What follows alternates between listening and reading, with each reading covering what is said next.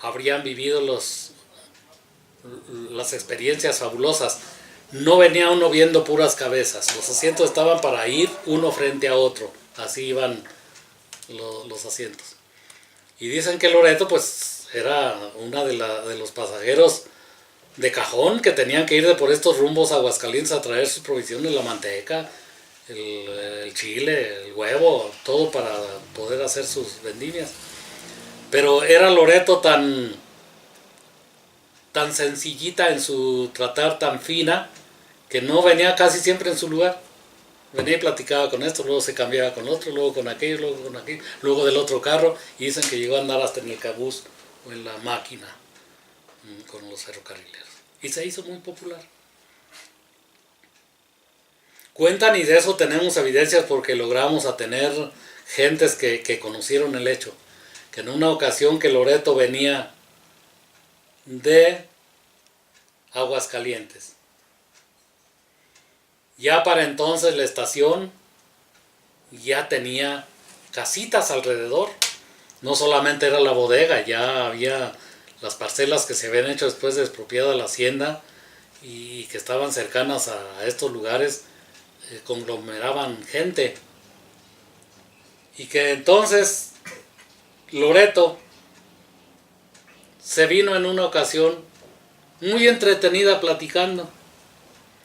Llegó el ferrocarril al paradero, a la estación, mermó la velocidad como para que bajaran y volvió a agarrar velocidad y se fue. Y Loreto ni cuenta se dio. Cuando desconoció el paisaje, estaba llegando a la Honda. Y iba entretenida con gentes de Salinas. Cuando puso el grito del cielo, válgame Dios. Ya me vine, yo me iba a bajar en el paradero de la hacienda de San Marcos. Válgame Dios, ¿qué haré? Como venía platicando con una salida, le dijeron, ¿usted no conoce para acá? No, yo nada más voy de allí a Aguascalientes. Mire, vámonos con nosotros.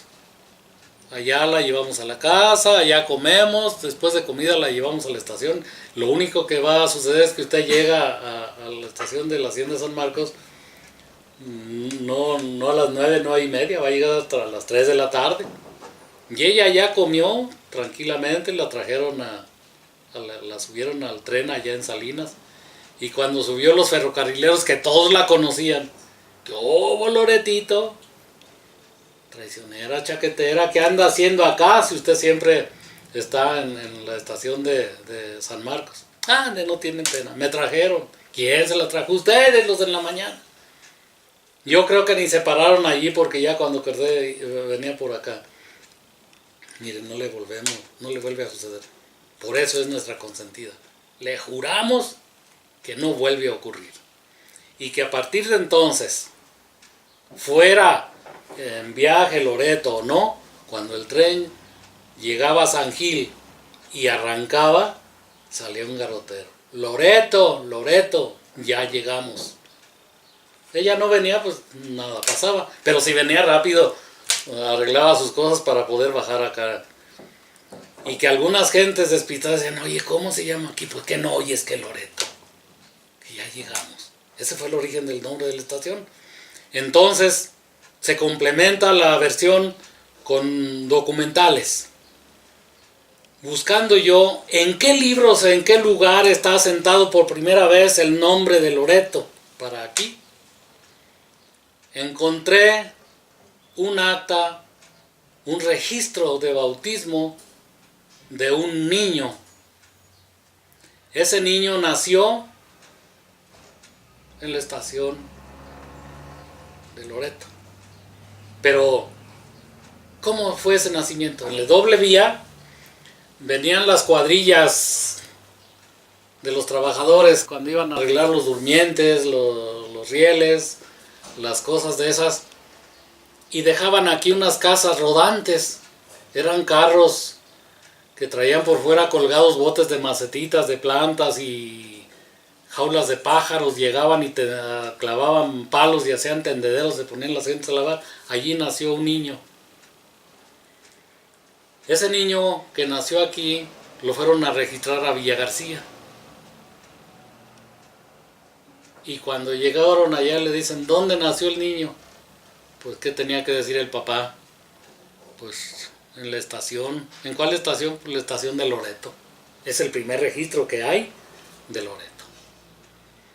Después hubo otro en Asientos, que también al registrarse, ¿dónde nació? Pues en la estación de Loreto. Son los dos registros que hay que asientan por primera vez el nombre de Loreto. Uno en 1918, otro en 1914. Y entonces cuando apareció el itinerario oficial de ferrocarriles, la estación se llamó Loreto. Y en torno a la estación abundaron las fincas, las casas, surgió el pueblo. Luego los fundadores de Loreto se pusieron de acuerdo para, oigan, entre ellos vamos pensando en Maximiano Camarillo, vamos pensando en José María Velázquez, vamos pensando en Cesario Durón y en muchas gentes más que se reunieron y llegaron a decir, oigan, vamos buscando una imagen que se venere aquí. Y dado que la estación se llama Loreto, vamos buscando la imagen de la Virgen de Loreto. Porque si no lo hacemos así ahora, al rato va a resultar que ya tienen en la capilla la devoción que a la Virgen de Guadalupe, que al Sagrado Corazón, que sabrá Dios a qué imagen. Y debe ser la Virgen de Loreto, puesto que la estación así se llama. Y se tendieron. Entre esos organizadores yo menciono algunas personas. Está también entre ellos don Dolores Muñoz. Y está Severiano Escobedo, de los primeros presidentes. Y se desplazaron. Fueron a tiendas donde venden santos en San Luis Potosí. Buscamos a la Virgen de Loreto, no, esa no existe. Aquí tenemos a la Virgen del Carmen, a la Virgen del Refugio, a la Virgen de Guadalupe, etcétera, pero de Loreto no existe. Bueno, vámonos a León. La misma respuesta. No existe.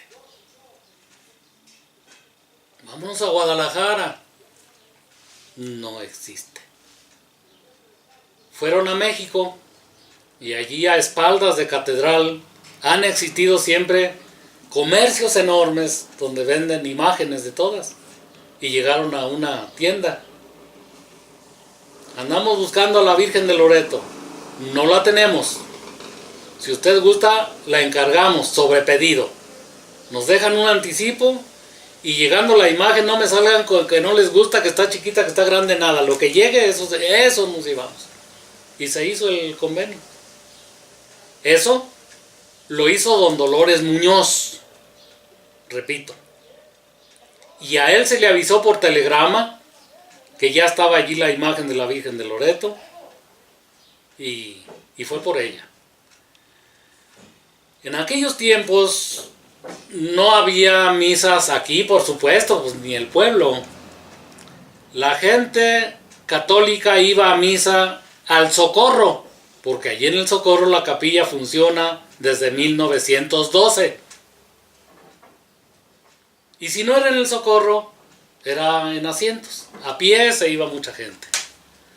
Hay un señor que la historia guarda con mucho cariño.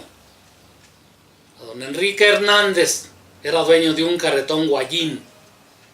Él hacía viajes al Socorro cuando había misas y hacía viajes cada domingo o día de fiesta a Asientos, cobrándole a las gentes 10 centavos viaje redondo. Siempre iba completo el carretón, siempre regresaba también. Entonces, cabe aquí en la historia también hablar de doña Juanita Dávila, hija de don Benigno Dávila, que era uno de los primeros comerciantes que llegó a tener aquí la población. Ella era la que andaba tomando la lista de quiénes iban a ir y quiénes a misa ya, Asientos ya al Socorro. Y por liderar ese grupo de gentes, fue muy significativa en Asientos. De suerte que el señor cura empezó a tratar con ella, a agradecerle, porque ella era muy cumplida con todos los cánones que se establecían, que el día del diezmo, que la peregrinación, que el apoyo para la fiesta de la Virgen de Belén. Empezó a tener charlas con ella y una vez ella le dijo, oiga señor, no sea malo, ¿por qué no nos lleva a una misa a Loreto? No, dijo, ¿y allí dónde? ¿Capilla cuál? Pero hay árboles, hay unos mezquites ahí cerca de la estación. Allí hacemos un altar. ¿Quién lo hace? Yo lo hago con mis amigas. ¿Y quién atiende al padre que vaya? Yo le doy de desayunar al padre. Y se organizó la misa. Se vinieron y fue el padre Francisco Javier Muñoz Dávalos. Hasta ahora últimamente he encontrado documentos que hablan de él. Y él fue el que vino a decir la primera misa aquí a Loreto bajo un mezquite que estaba cerca de la estación. Y el padre quedó muy agradado con aquello. Le dijo al señor cura que la gente era muy generosa, muy bondadosa, y se siguieron repitiendo misas. Y fue el padre Francisco Javier Muñoz el que asesoró a don Dolores Muñoz, a todas las personas que ya mencioné, y les dijo que hicieran a la Virgen de Loreto. Y él encabezó las comisiones para adquirir el terreno donde se fincó la capillita que tienen ahora en ruinas, en lastimosas ruinas. Y se hizo todo aquello para que la Virgen fuera traída. La Virgen llegó aquí a Loreto en noviembre de 1938. La capilla se avanzó, se terminó, y tengo los documentos donde se pide la licencia al señor obispo de Aguascalientes para que bendigan y dé licencia de celebrar en la capilla de la Virgen de Loreto. Y se hizo aquello. Fue el día 9 de diciembre de 1938. Hay una invitación en la que se habla del evento, que va a bendecirse la imagen. Mandó el señor obispo en su representación al señor cura de Asientos. Se bendijo, se entronizó la Virgen de Loreto y allí la tenemos. Ya no la misma, la imagen original está por allá en la sacristía. El retablo que tiene ahora el templo fue hecho en 1977. Pero el templo se hizo para la imagen chiquita, que a veces sacan en las procesiones de la romería el día 10 de diciembre. Cuando fue instalada allí la Virgen, en un principio, no en el altar como está ahora, fue llevada y colocada en mesas. En esas mesas duró mucho tiempo la Virgen, mientras forraron, hicieron no sé el nombre de ese murito semicircular donde está el sagrario. Ahí arriba estuvo la Virgen. Y empezó la gente a decir, uy, no, pues la Virgen está muy chiquita y el templo tan grandote. Y fue cuando el padre Romo dijo, bueno, pues vamos a hacer una imagen más grande. Y el padre José Romo mandó a hacer esa imagen que se elaboró aquí mismo en Loreto. Está ahí en el lado donde está la Virgen de Guadalupe. Ahí estuvieron trabajando, haciéndola. Solamente trajeron, según versiones orales, las caritas y los brazos y las caritas de la Virgen y del Niño Dios y de los ángeles, y los brazos y las piernas. Todo lo demás lo armaron aquí. Pregúntenle a don Abel Pérez, al que llegué a ver trabajando allí cuando andaban haciendo las nubes en las que está el retablo. Pregúntenle al señor de la Rosa, que es un carpintero y fue el que labró los rayos, esos que doraron, y todo está hecho aquí en Loreto. Entonces esos pasajes de Loreto son muy importantes. Los debemos conocer. Hay que amar a Loreto porque todos los niños, los jóvenes y muchos adultos aquí tienen sus raíces. Otros llegamos a Loreto un poco ya grandecitos. Yo llegué aquí de la edad de 12 años, pero para los 77 que tengo ya soy de Loreto. Y en esas cosas de la capilla empezó a funcionar con tanto. Imagínense, en 1938 el capellán, que era el padre Francisco Javier, venía a celebrar y se fue él. Lo cambiaron de asientos y llegó en su lugar el padre José Cuellar. Y vino a celebrar misa a la capilla de Loreto y salió decepcionado, porque llegó a celebrar una capilla en que la gente estaba afuera, no cabían, era muy chiquita. La gente en el sol, porque no tenía cupo. Entonces él fue, el padre Cuellar, el que planeó un templo grande. Le digo, aquí hace falta un templo, y si ahorita en este tiempo no caben, pasan los años, ¿y qué va a hacer? Y él gestionó. Hay testimonios, hay documentos de cuando se vino a sentar la primera piedra para construir el templo. En abril de 1940, 2 años después de que habían hecho la capilla. Y se hizo, pues hay cosas que serían coincidencias o no, pero miren, deben saber ustedes, en los lugares donde hay imágenes de Nuestra Señora de Loreto, hablemos de Loreto, de La Paz, Baja California, hablemos de Loreto en Zacatecas, hablemos de Loreto en San Luis, hablemos de la Virgen de Loreto en San Miguel de Allende, Guanajuato, en muchos lugares. Y cuando hago yo trabajos de campo a esos lugares a donde voy, me dicen siempre, la Virgen de Loreto es la patrona de los viajeros. ¿Por qué la patrona de los viajeros? Hay 2 versiones. Una, la que cuenta en un documento que está resguardado en el Vaticano, que la casa de Nazaret, cuando estuvo amenazada, cuando se perseguía a la iglesia, hubo una familia, vienen en ese documento los nombres de las personas, se apellidaban Ángelus, ángeles. Y no nos extrañe, aquí en Zacatecas hubo un Felipe Ángeles.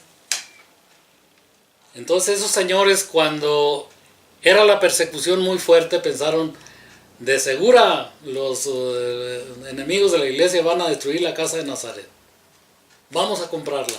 La compraron, enumeraron las piedritas todas y las trasladaron a Italia. Y allá la armaron, escondida en un bosque de laureles llamado Loreto. Por eso etimológicamente Loreto quiere decir laureles. Y allí pusieron a la imagen de la Virgen de Loreto, resguardándose de todo lo demás. Y de ahí salió la leyenda de que la casa de Nazaret, los ángeles la arrancaron y la trasladaron por los vientos para llevarla a Italia. Es el hecho de que en el retablo aparece la Virgen sentada sobre una casita y los ángeles cargándola sobre las nubes. Otra leyenda. Hablan que la Virgen de Loreto, y ese también era algo histórico aquí en Loreto. Cuando don Dolores Muñoz trajo a la Virgen de Loreto, llegó en el ferrocarril y muy cerquita de la estación estaba su casa. La casa del señor Muñoz era la que tiene ahora Lucy, la estilista, ahí en un lado de la farmacia, que fue de Enrique Alonso. Allí fue a donde llegó la Virgen de Loreto, allí se desempacó y allí la conoció la gente. Y hay versiones de gentes que me contaron, no, yo cuando conocí a la Virgen de Loreto me decepcioné, porque ya llegó la Virgen de Loreto, vamos a ver, mocha, sin brazos, no tiene brazos. Hay una leyenda que habla que unos viajeros por allá,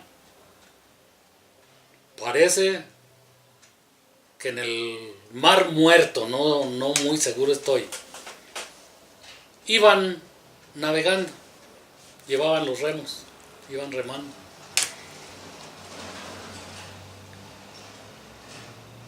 La furia del mar se desató en una tormenta y estuvieron al punto del naufragio. Los remos fallaron. Y cuando ellos decían, nos vamos a perecer, nos vamos a ahogar, ¿qué haremos? Que alguien dijo, Virgencita de Loreto, préstanos tus brazos para poder remar. La Virgen de Loreto no les dijo, aquí están mis brazos, pero los remos se compusieron y le atribuyen el milagro a que fueron los brazos de la Virgen, y por eso la Virgen aparece así, sin sus brazos. Entonces son historias que les digo, hablan de nuestros orígenes. Loreto es el pueblo más joven de todo el estado de Zacatecas. Eso no cabe ni duda. Hay gentes que me dicen, no, te anda mal. Los más jóvenes son Trancoso y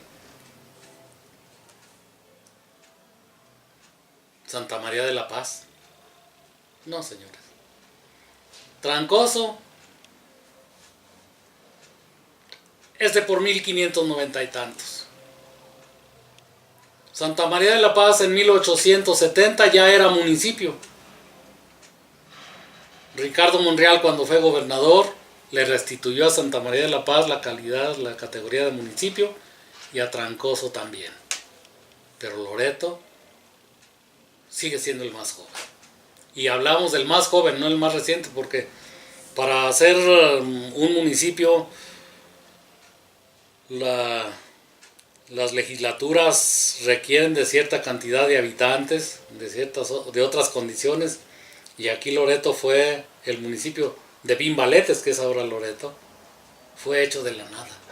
No tenía ni siquiera casa donde tener el despacho de la presidencia municipal. Y ahí volvemos a recordar a don Enrique Hernández, que era el que llevaba a misas a Cientos del Socorro. Cuando se festeja el día 1 de junio, la efemérides del cambio de poderes de Vimbaletes a Loreto, fue el carretón de Enrique Hernández, el mismo que llevaba las misas, el que se trajo el escritorio, las sillas, la mesa y la caja con documentos y el sello para que la presidencia municipal funcionara aquí en Loreto. ¿Dónde? No había edificio. En un salón que les prestaron en la escuela, donde es ahora el DIF. Esa escuela que originalmente se fundó en 1933 con el nombre de Francisco y Madero, porque así se llamaba esa calle, que ha tenido cambios a través del tiempo. Después de llamarse algunos años Francisco y Madero, le cambiaron el nombre por Esteban Castorena. ¿Saben por qué Esteban Castorena? Porque supieron que había por allá, pasando Ojo Caliente, un personaje, pasando Luis Moya, antes de llegar a Ojo Caliente, un personaje llamado Esteban S. Castorena, que era un acaudalado que ayudaba a las escuelas. Dijeron, vamos, le quitando el nombre de Francisco Madero, le ponemos el nombre de Esteban S. Castorena, a ver si nos aliviana con aulas, con más terreno. Le pusieron el nombre, pero don Esteban S. Castorena no respondió. No dio nada. Pues entonces vamos a quitar el nombre de Esteban S. Castorena. Y vamos a llamarle Justo Sierra. Y llamándose la escuela Justo Sierra, vino un candidato a gobernador y le expusieron los padres de familia, la escuela es muy chiquita, ya no caben, los alumnos juegan en un patio muy reducido, necesitan un local grande, un patio grande, Y él le dice, si yo llego a ser gobernador, le resuelvo el problema. Y llegó a ser gobernador y les compró nada menos que una cuadra completa para hacer una escuela, que es la Jaime Torres Bodet. Así están las cosas en cuanto a las escuelas. Y decíamos, todas estas cosas es muy necesario saberlas, porque alguien me dijo una vez que la primera escuela que existió fue el colegio Fray Pedro de Gante. No. Ese colegio Fray Pedro de Gante lo inició el padre Cuellar. Y ya Loreto tenía con su escuela otra muchos años. Ya tocará, tendremos la oportunidad de ir hablando nuevamente de caso por caso de las escuelas. ¿Cómo fue la escuela Jaime Torres Bodet? ¿Por qué cuando la población aumentó suficientemente y los maestros necesitaban más plazas, en lugar de que la secretaría o el gobierno hiciera otro edificio, hicieron otro turno con otro nombre, causando el conflicto que son dos directores, el de la mañana y el de la tarde? Lo que hace el de la mañana y el de la tarde lo goza y a veces destruye, o al revés, qué sé yo. Y que después la escuela Club de Leones, ¿por qué tuvo que hacerse? Y que no querían de la Jaime Torres Bodet que se hiciera otra escuela, que para qué, que esa era amplia y había mucho terreno para hacer las aulas que fueran, sí, pero dijeron los padres de familia, pero los niños corren gran riesgo. Necesitamos una escuela de aquel lado de la vía, al lado oriente, porque todos tienen que cruzar la vía a la hora de entrar a la escuela y corren el riesgo que atropelle el tren a algún niño. Esos detalles los iremos abordando en su momento, porque pensamos que Cronicando debe hablar de nuestras raíces sin dejar dudas, sin poder hacer. Nosotros invitamos a los televidentes que pudieran aportar datos, aportar fotografías, para que pudiéramos complementar mucho más estos programas. Hemos tenido la satisfacción de recibir comunicados de apoyo, de agrado al programa Cronicando. Hemos estado imprimiendo todos los mensajes que llegan. Yo agradezco muchísimo a todos.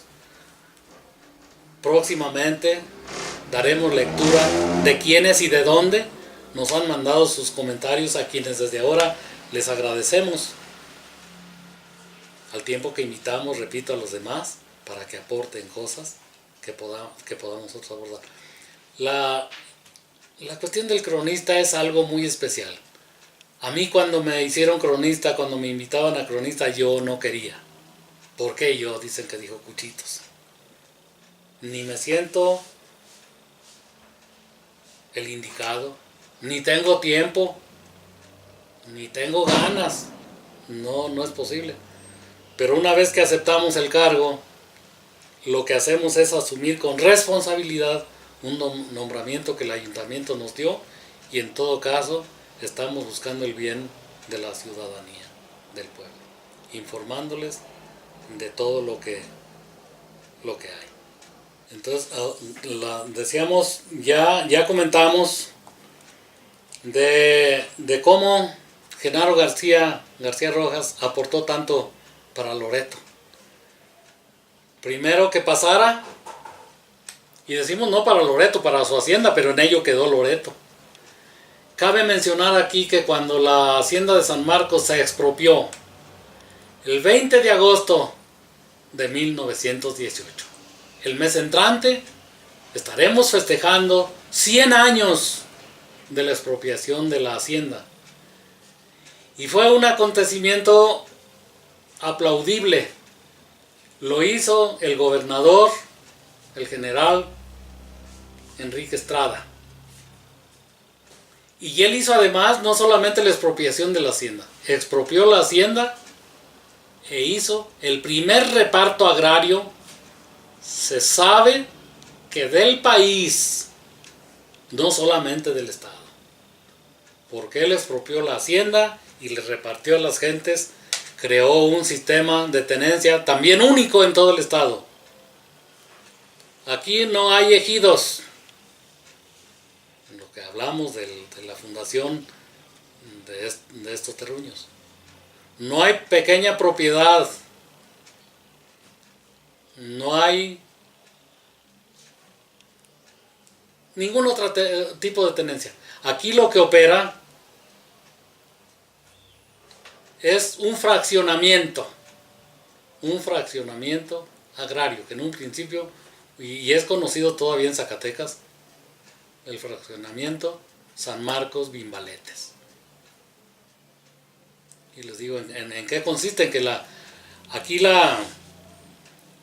asunto está en que la tierra expropiada es del gobierno del estado y que él da solamente títulos de concesión a quienes poseemos alguna parte. Por eso decíamos que ni es pequeña propiedad, ni es ejido, ni otro tipo de tenencia. Es fraccionista. Y cuando don Enrique Estrada hizo eso en Bimbaletes, se sabe que él, como gobernador de Zacatecas, vino a Bimbaletes a entregar a los fraccionistas. Van a ser 100 años de eso. Y el presidente de la República, don Venustiano Carranza, lo mandó a llamar. Ven para acá. ¿Con qué autoridad andas repartiendo tierras? ¿Quién te dijo que tenías esas facultades? Y que el general muy tranquilamente le dijo: señor presidente, yo no usurpé funciones como usted dice. Solamente le ayudé a usted a cumplir su palabra, porque usted anduvo invitando a la gente que se levantara en armas en la revolución para que el que trabaja la tierra fuera dueño de ella. Y yo lo que hice allá fue entregarles a los que ya trabajaban la tierra sus tierras, apoyándolo usted. Pues el presidente quiso que no, tuvo que aguantar. Y ese hecho histórico importante que nosotros presumimos, muy nuestro, lo hizo aquí en Bimbaletes, el general Enrique Estrada. Su figura se enaltece mucho aquí en Loreto. Es muy poco lo que Loreto le retribuye solamente con una calle, ponerle la calle General Enrique Estrada. Él merece algo más. Tal vez un monumento, tal vez un muro donde se resaltara la figura de don Enrique Estrada, pero ya habrá tiempo. Y es que aquí en Loreto nos hemos ocupado de muchas cosas y otras las olvidamos. Carecemos de un reloj público, envidia muy grande da ir a otros municipios y encontrar a la hora de tocar el terreno un arco. Bienvenidos al municipio de tal parte. Aquí bien hace falta uno en la salida a Aguascalientes, en la salida acá a Noria de Ángeles, o en la salida a Luis Moya. Nos faltan detallitos de esos. Reloj público lo hubo aquí, ya en su momento hablaremos de ese reloj que estuvo instalado allí en la torre del templo de la parroquia de Loreto. Pero hay detallitos que nosotros como pueblo, no porque somos un pueblo joven, el más joven, no tengamos aspiraciones a tener íconos. ¿Qué le vamos a heredar a las gentes que vivan dentro de 100 años? ¿Qué les vamos a heredar a los niños que ahora están en la escuela primaria aprendiendo a leer, cuando ellos sean casados y tengan que contarles a sus hijos o a sus nietos después de las historias de Loreto? Por eso nos interesa mucho insistir en todas las cosas que nos pinten a Loreto antaño, para que nos hagan entender al Loreto actual y nos hagan prever al Loreto del futuro, porque va muy grande.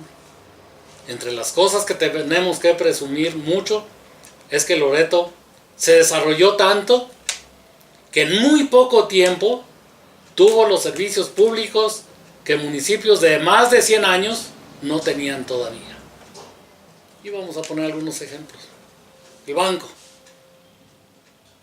Yo les he dicho muchas veces que si se hablara si se permitiera o se adaptara la genealogía, así como nosotros los humanos se adaptara a los pueblos, nosotros somos nietos de Pinos.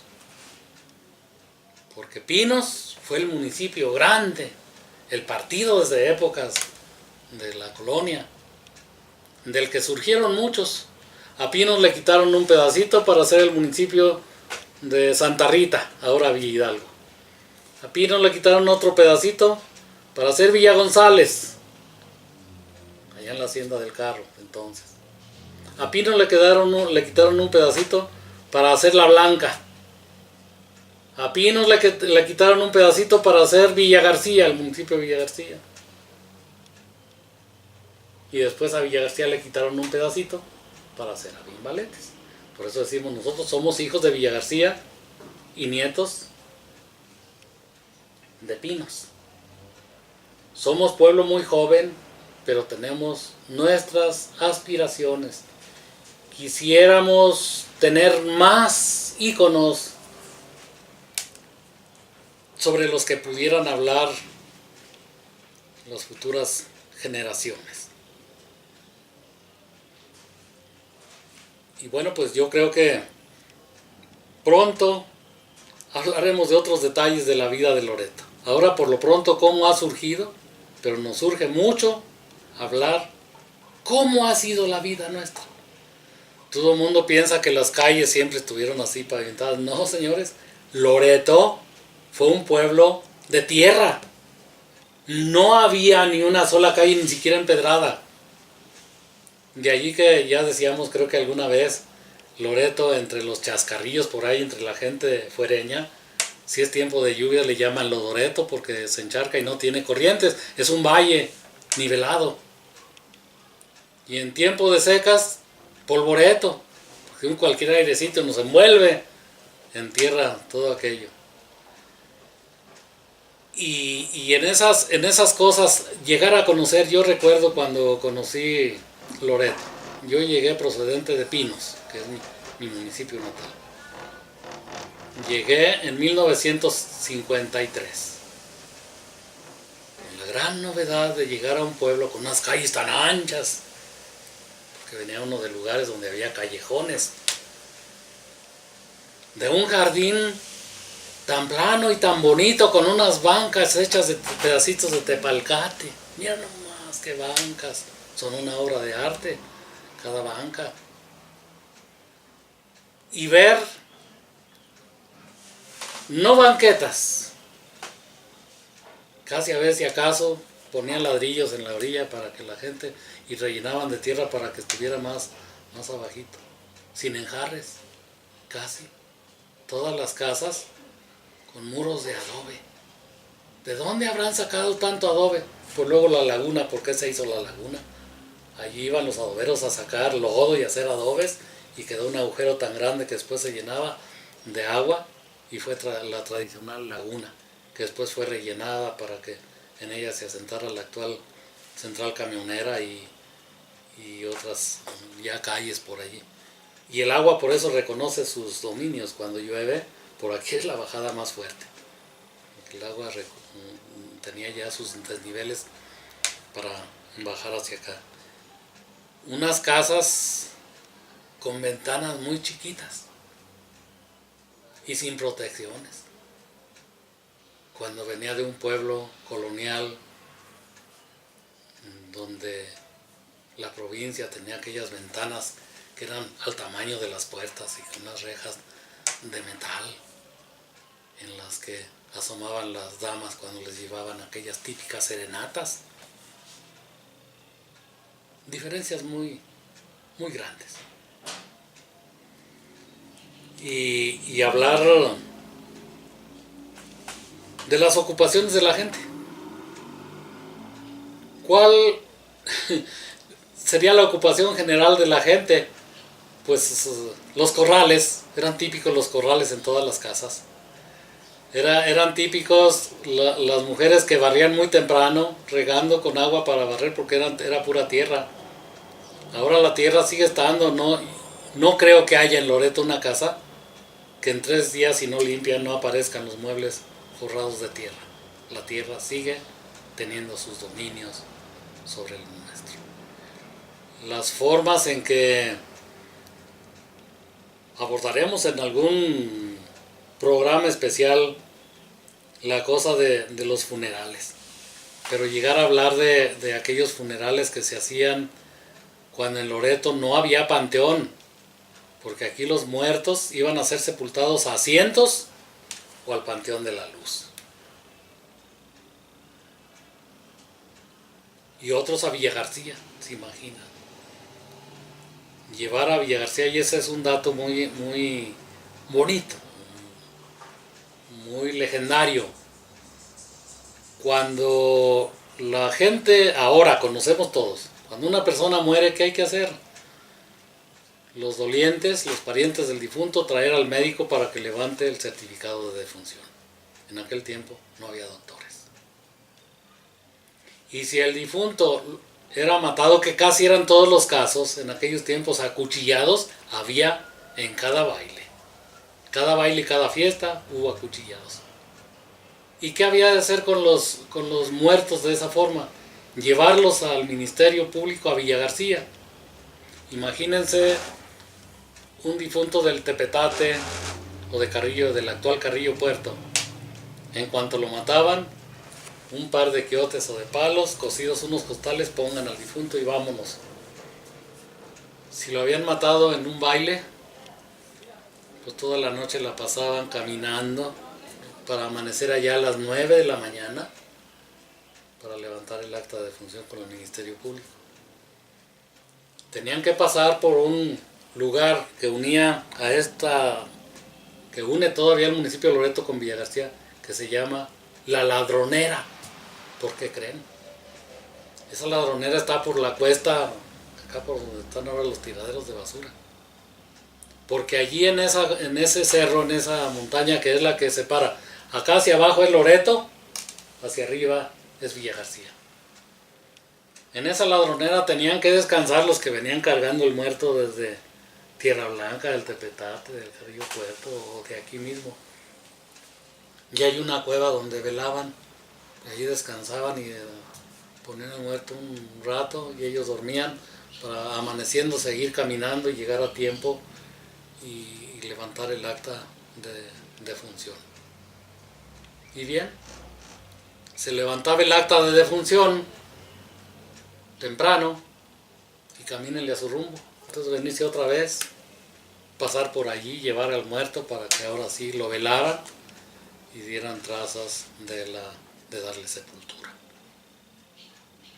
Panteón en Loreto no había, repito. Fue Salas Duque, el presidente que llegó a la presidencia con fama de hombre ilustrado y que le dio a Loreto muchos beneficios, entre ellos el panteón.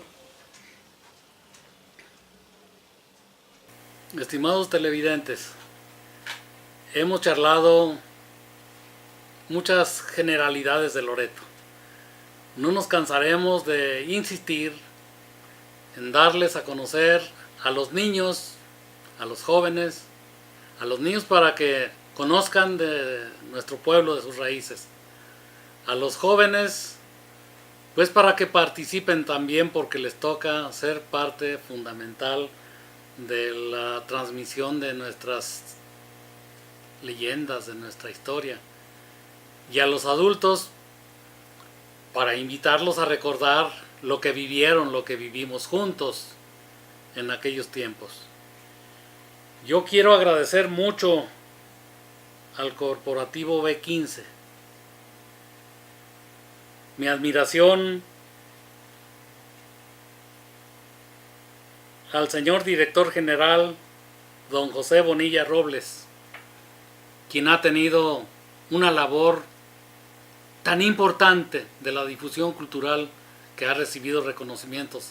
Estamos enterados de ello. Muchas felicidades. Agradezco también a Alejandro Prieto Macías porque nos da la oportunidad de que ocupemos estos tiempos para ustedes aquí en Loreto. Espero que el programa les guste. Espero que duremos mucho tiempo y espero que abarquemos lo más que se pueda de sacar del baúl de los recuerdos tantas cosas tan importantes que encierra la historia de nuestro maravilloso pueblo. Muchísimas gracias.